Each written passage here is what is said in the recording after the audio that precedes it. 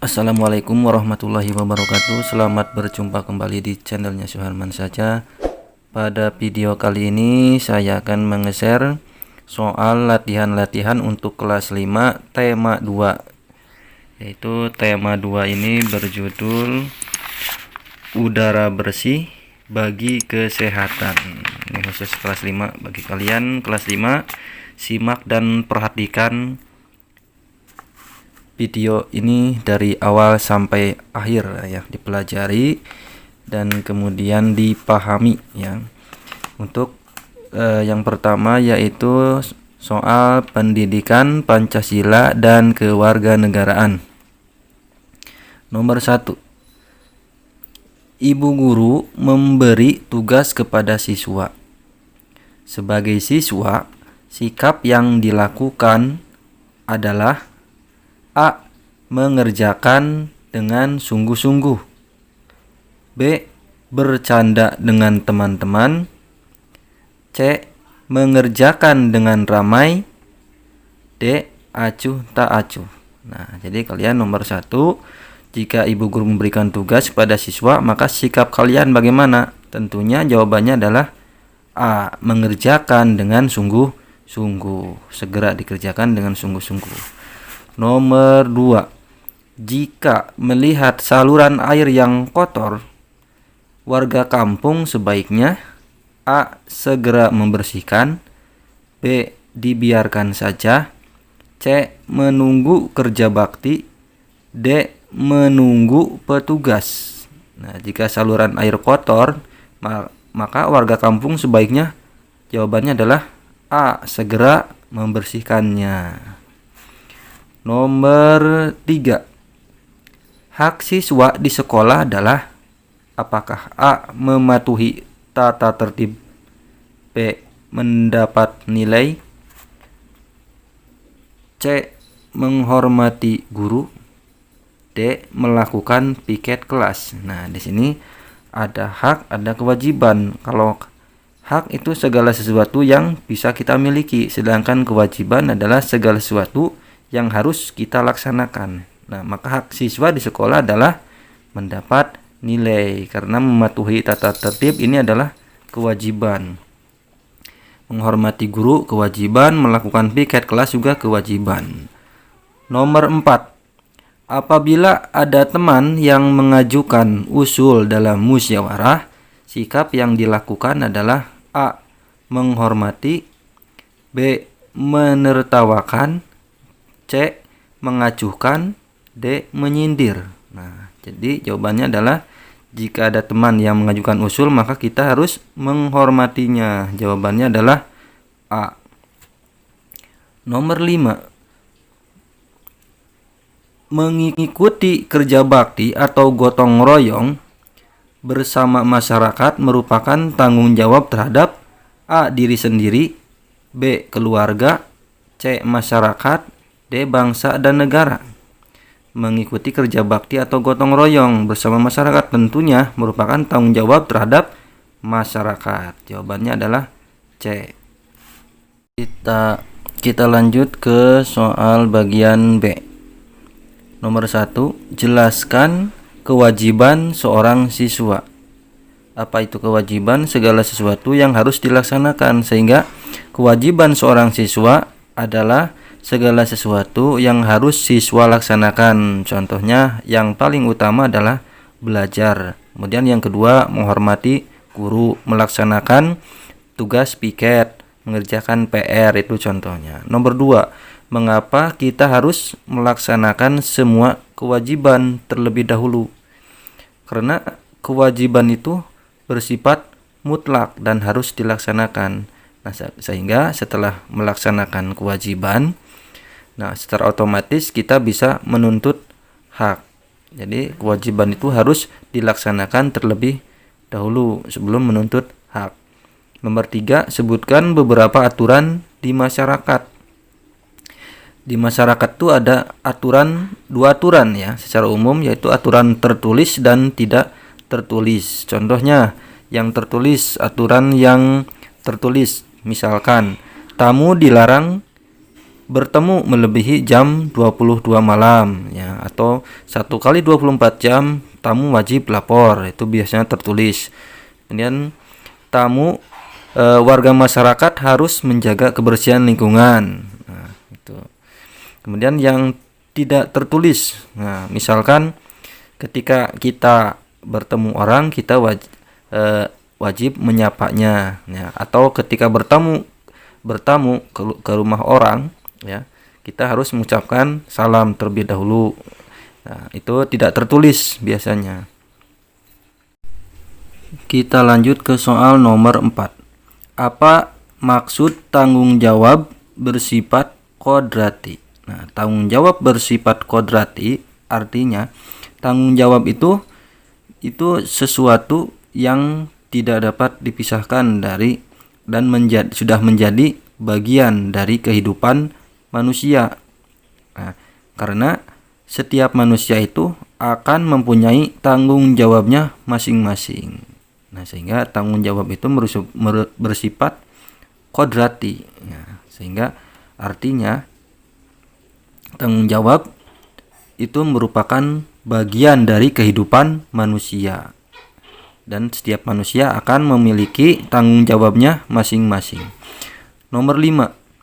Sebutkan contoh tanggung jawab sebagai warga negara. Nah, tanggung jawab sebagai warga negara misalkan mematuhi aturan atau tata tertib lalu lintas, nah, mematuhi peraturan daerah, nah, menjaga ketertiban lingkungan, nah, menjaga kebersihan, patuh kepada pemerintah misalkan. Kemudian menghormati lambang negara. Nah, itu merupakan contoh dari tanggung jawab sebagai warga negara. Nah, sekarang kita lanjut ke soal bahasa Indonesia. Ini bacalah paragraf berikut untuk menjawab pertanyaan nomor 1 dan 2. Ini ada sebuah paragraf. Dibaca dulu. Ada 2 penyebab utama terjadinya hujan asam, yaitu penyebab alami dan akibat ulah manusia. Salah satu penyebab alami hujan asam adalah letusan gunung berapi. Adapun ulah manusia yang dapat menimbulkan hujan asam adalah pembakaran bahan bakar fosil seperti batu bara dan minyak yang sering dipakai di industri, pembangkit tenaga listrik, dan kendaraan bermotor. Kita lihat nomor 1. Kalimat tanya yang jawabannya terdapat pada paragraf di atas adalah A. Apa penyebab hujan asam? B. Di mana terjadi hujan asam? C. Kapan terjadi hujan asam? D. Siapa yang mengalami hujan asam? Nah, kita lihat dari paragraf ini. Kalimat tanya yang jawabannya terdapat pada paragraf ini adalah tentu jawabannya apa penyebab hujan asam. Kita lihat di sini ada 2 penyebab hujan asam. Nah, berarti option atau pilihan A itu ada jawabannya di paragraf ini di atas. Berarti jawabannya adalah A. Kita lanjut ke soal nomor 2. Nomor 2. Apa ulah manusia yang dapat menimbulkan hujan asam? Jawaban pertanyaan di atas adalah A. Perencanaan saluran air yang tertata dengan rapi. B. Penghijauan di daerah kota sehingga sering hujan. C. Pembakaran bahan bakar fosil seperti batu bara dan minyak. D. Pembuangan sampah di sungai. Kita lihat pertanyaan ini, apa ulah manusia yang dapat menimbulkan hujan asam? Lihat di paragraf tadi. Nah, salah satu penyebab alami. Nah, ini penyebab alami. Nah, yang keduanya ini adapun ulah manusia yang dapat menimbulkan hujan asam, yaitu pembakaran bahan bakar fosil. Kita lihat di soal nomor 2 ini adalah yang pembakaran bahan bakar fosil itu option C. Maka jawaban dari nomor 2 adalah C. Pembakaran bahan bakar fosil seperti batu bara dan minyak. Nomor 3. Nomor 3, cermati percakapan berikut. Andre, Bapak merintis usaha ternak ayam. Pak Romi, pada pertengahan tahun 2019, kata tanya yang tepat untuk melengkapi kalimat tersebut adalah apakah? A. Apa? B. Kapan? Ataukah C. Siapa? D. Di mana? Kita lihat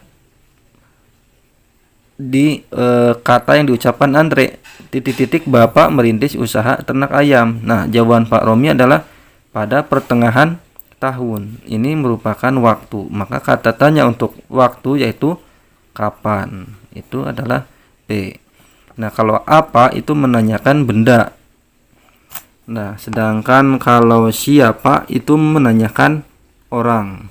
Dan di mana itu menanyakan tempat. Maka dari soal nomor 3 itu adalah jawabannya kapan. Karena jawabannya adalah pada pertengahan tahun 2019. Jawabannya adalah B. Kita lanjut ke nomor 4. Setiap hari Agung memberi makan ikan-ikannya. Kalimat tanya yang tepat untuk jawaban di atas adalah setiap hari Agung memberi makan ikan-ikannya. Maka kalimat tanyanya A. Apa yang dilakukan Agung ketika melihat ikan mas koki? Ada nggak jawabannya nyambung? Yang A tidak nyambung ya. Yang B. Kapan Agung memberi makan ikan-ikannya? Setiap hari Agung memberi makan ikan-ikannya. Nah, nyambung ya. Di antara pertanyaan dengan jawaban ini nyambung. Berarti ada jawabannya B. Kita lihat dulu yang C. Pada hari apa Agung membeli ikan mas koki? Nah, ini ditanyakan harinya. Sedangkan dari pernyataannya setiap hari Agung memberi makan. Ini adalah waktunya, tidak menyebutkan harinya hari apa. Berarti C bukan. D. Mengapa Agung rajin memberi makan ikan-ikannya? Ini menanyakan penyebabnya. Setiap hari Agung memberi makan ikan-ikannya. Mengapa? Nah, ini tidak nyambung. Berarti jawabannya adalah B. Kapan Agung memberi makan ikan-ikannya? Setiap hari Agung memberi makan ikan-ikannya. Jawabannya nomor 4 adalah C. Lanjut ke nomor 5. Bacalah paragraf berikut. Energi adalah kemampuan untuk melakukan kerja. Semua hewan dan tumbuhan memerlukan energi untuk hidup. Semua mesin memerlukan energi agar dapat bekerja. Populasi dunia bertambah dan orang-orang lebih banyak menggunakan mesin sehingga banyak energi digunakan. Permintaan dunia akan energi telah meningkat lebih dari 10 kali sejak permulaan abad ini. Berikut informasi penting yang dapat ditemukan pada paragraf tersebut. A. Hanya manusia yang memerlukan energi untuk hidup. Betul salah? Salah. Jadi bukan hanya manusia, tapi termasuk tumbuhan dan hewan. B. Semua makhluk hidup memerlukan energi untuk hidup. Nah, ini betul ya. Coba kita lihat yang C dulu. Permintaan dunia akan energi semakin menurun. Nah, justru semakin meningkat ya permintaan energi dunia ini. C salah. D. Orang-orang sebenarnya tidak memerlukan menggunakan mesin. Salah ya. Karena sekarang mesin ini adalah alat yang sangat membantu pekerjaan manusia. Berarti jawabannya adalah nomor 5 adalah B. Semua makhluk hidup memerlukan energi untuk hidup. Kita lanjut ke bagian B untuk bahasa Indonesia. Nomor 1, mengapa masyarakat rela menabung sampah di bank sampah? Nah, apa itu bank sampah? Bank sampah itu merupakan konsep pengumpulan sampah kering ya, dan dipilah serta memiliki manajemen layaknya perbankan. Ya, tapi yang ditabung ini bukan uang melainkan sampah. Warga yang menabung yang juga disebut nasabah itu memiliki buku tabungan dan dapat meminjam uang yang nantinya dikembalikan dengan sampah. Jadi cukup memberikan sampah ke bank sampah dan artinya itu bisa diuangkan ya, sama dengan kita menabung uang. Jadi selain kita bisa membuang sampah juga itu sampahnya bisa dijadikan uang juga, sehingga masyarakat banyak yang rela menabung sampah di bank sampah. Kita lanjut ke soal nomor 2.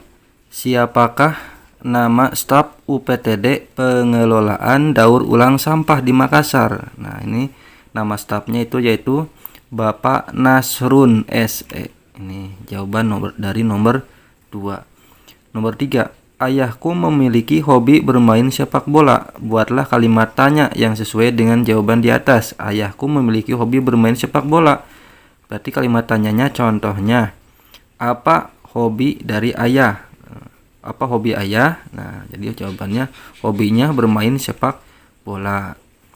Nomor 4. Mengurangi konsumsi makanan dan minuman dingin karena jaringan paru-paru sensitif terhadap dingin. Kalimat tanyanya yang sesuai dengan jawaban di atas adalah mengurangi konsumsi makanan dan minuman dingin karena, nah ada kata karena, berarti kata tanya yang tepat adalah mengapa awalnya. Mengapa kita harus mengurangi konsumsi makanan dan minuman dingin? Berarti itu kalimat tanya dari nomor 4. Mengapa kita harus mengurangi konsumsi makanan dan minuman dingin? Nah, jawabannya ini karena jaringan paru-paru sensitif terhadap dingin. Nomor 5. Besok jam 7 diadakan sepeda santai. Buatlah kalimat tanya yang sesuai dengan jawaban di atas. Ini ada kata besok, ini waktu. Berarti kata tanya yang tepat yang pertamanya yaitu kata tanyanya yaitu kapan. Ya, kapan diadakan acara sepeda santai? Nah, ini jawabannya besok jam 7, misalkan begitu. Kita lanjut ke soal ilmu pengetahuan alam. Kita lihat pilihan gandanya bagian A. Nomor 1, organ pernapasan yang berfungsi menghasilkan suara dan juga sebagai tempat keluar masuknya udara adalah A. Paring, B. Alveolus, C. Laring, D. Bronkus. Maka jawaban dari nomor 1 adalah laring, yaitu organ pernapasan yang menghasilkan suara dan juga tempat keluar masuknya udara, itu laring. Nomor 2, penyakit pernapasan yang disebabkan oleh virus, bakteri, dan organisme yang menyerupai bakteri atau Mycoplasma, pneumonia, dan chlamydia adalah A. TBC, B. Asma, C. Sesak napas, D. Bronkitis infeksiosa. Maka penyakit pernapasan yang disebabkan oleh bakteri atau virus itu adalah TBC, A, ya, tuberkulosis. Nomor 3, kanker paru-paru dan bronkitis termasuk penyakit yang menyerang A. pernapasan, pencernaan, C. peredaran darah, D. pikiran. Di kanker paru-paru dan bronkitis itu menyerang pada sistem pernapasan, yaitu paru-paru ya. Jawabannya adalah A.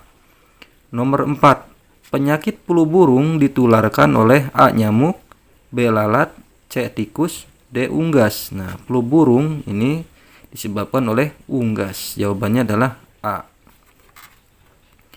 Kita lanjut nomor 5. Berikut zat berbahaya yang dihasilkan dari pembakaran sampah plastik ya.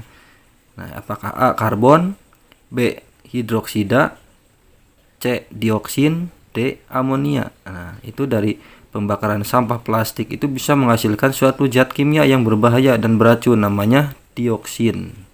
Jawabannya adalah C. Nah, ini makanya sampah plastik ini harus dibakar dengan suhu 600 derajat Celcius biar pembakarannya sempurna. Kita lanjut ke soal bagian B untuk IPA. Nomor 1, apa fungsi laring? Nah, laring adalah organ pada leher mamalia, termasuk manusia ya, yang melindungi trakea dan terlibat dalam produksi suara. Nah, laring ini adalah saluran pernapasan yang membawa udara menuju trakea. Nah, fungsi utama dari laring ini adalah melindungi saluran pernapasan di bawahnya dengan cara menutup secara cepat pada stimulasi mekanik sehingga mencegah masuknya benda asing pada saluran pernapasan. Nah, jadi fungsinya yang utama adalah melindungi saluran pernapasan. Nomor 2, sebutkan penyakit yang ditimbulkan dari hidrokarbon benzopirena. Hidrokarbon benzopirena. Nah, asap hitam yang dihasilkan dari pembakaran sampah, nah ini menghasilkan hidrokarbon benzopirena. Nah, ini zat yang dihasilkan oleh pembakaran sampah. Nah, gas ini sangat berbahaya dan bisa menimbulkan penyakit pernapasan terutama ya. Misalkan infeksi paru-paru, kemudian asma ya, dan bronkitis. Jadi jawabannya nomor 2 adalah infeksi paru-paru, asma, dan bronkitis. Nomor 3, apa zat berbahaya yang dihasilkan dari pembakaran sampah plastik? Nah, tadi sudah, yaitu dioksin. Nama zat berbahayanya adalah dioksin. Nomor 4, sebutkan beberapa cara perawatan rumah agar baik untuk kesehatan. Nah, supaya rumah baik, nah cara merawatnya misalkan dibersihkan setiap hari, disapu, dipel, dibuka ventilasinya ya. Kemudian diberi wangi-wangian ya, supaya tidak berbau ya rumahnya kita, dan terutama ventilasinya harus dibuka setiap, terutama udara pagi itu sangat baik sekali. Nomor 5, apa manfaat masker bagi pernapasan? Nah, ini sangat penting sekali masker, apalagi terutama di musim pandemi corona seperti ini. Nah, masker ini merupakan bahan atau alat yang bisa membantu mencegah menularnya penyakit-penyakit pernapasan seperti flu, batuk, ispa, TBC, sindrom pernapasan, dan yang paling tenar sekarang yaitu penyakit yang disebabkan oleh virus corona. Nah, itu bisa mencegah penyakit atau bisa mencegah virus. Nah, ini manfaat dari masker. Nah, sehingga bisa menangkal virus-virus yang bisa menyebabkan penyakit tersebut. Nah, sekarang kita lanjut ke soal ilmu pengetahuan sosial. Bagian A, pilihan ganda. Nomor 1, berikut yang bukan termasuk kegiatan ekonomi di bidang jasa ya. Jadi kegiatan ekonomi itu ada jasa, ada yang menghasilkan produk atau barang ya. Apakah A, guru, B, sopir, C, perawat, D, konsumen? Nah, yang bukan di bidang jasa tentunya adalah konsumen. Jawabannya D, karena konsumen adalah pemakai. Nomor 2, kegiatan mengirim barang kepada konsumen disebut A, produksi, B, konsumsi, C, konduksi, D, distribusi. Maka jawabannya adalah kegiatan mengirim barang kepada konsumen disebut distribusi. Nomor 3, lebah diternak untuk diambil A, dagingnya, B, madunya, C, telurnya, D, susunya. Nah, lebah diambil untuk diambil madunya. Ya. Madu lebah sangat baik untuk kesehatan. Nomor 4,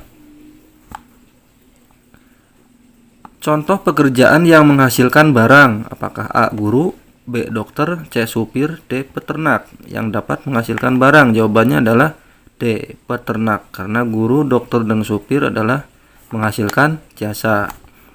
Nomor 5, jenis hewan yang dikembangkan dengan usaha peternakan. A, kodok, B, kambing, C, ular, D, capung. Nah, yang umum untuk diternak itu adalah B, kambing ya. Kita lanjut ke bagian B. Nomor 1, Budiana bekerja di rumah sakit. Ia memeriksa orang sakit. Apa bidang pekerjaan Budiana? Nah, bidang pekerjaannya adalah jasa atau barang. Ya, bidang pekerjaannya Budiana bekerja di rumah sakit, memeriksa orang sakit, berarti adalah jasa. Berarti Budiana itu seorang perawat berarti, atau dokter, memeriksa orang sakit ya. Dokter berarti di bidang jasa. Budiana itu adalah pekerjaannya bidang jasa. Nomor 2, jelaskan cara petani mengolah tanah di sawah. Nah, mengolah tanah di sawah bisa dengan dicangkul atau dibajak. Nah, kemudian lalu ditanami sawah biasanya dengan padi. Nomor 3, sebutkan contoh bidang industri untuk mengolah bahan dasar menjadi bahan jadi. Nah, misalkan untuk industri kebanyakan ini industri rumah tangga, misalkan dari kayu. Nah, kayu diolah menjadi langsung oleh para pengrajin kayu, bisa menjadi kusen, pintu. Nah, itu merupakan dari bahan dasar menjadi bahan jadi. Atau misalkan bambu itu diolah menjadi kerajinan tangan, ya. Bisa kerajinan tangan rumah tangga, ya. Banyak sekali yang berasal dari bambu. Nomor 4, apa yang ditawarkan oleh sopir angkutan umum? Ya, tentunya yang ditawarkan adalah jasa, yaitu jasa transportasi. Nah, nomor 5, bagaimana cara menghargai kegiatan atau usaha orang lain? Nah, yaitu cara menghargainya bisa dengan cara mengucapkan terima kasih, memberikan gaji atau upah, memberikan pujian atau penghargaan, kemudian bersaing dengan sehat, tidak merendahkan usaha orang lain itu, tidak iri atas keberhasilan orang lain, dan menjunjung tinggi setiap pekerjaan yang dilakukan oleh orang lain. Demikian soal-soal latihan untuk kelas 5 pada tema 2 ya. Semoga bermanfaat. Jangan lupa like dan subscribe-nya. Wassalamualaikum warahmatullahi wabarakatuh.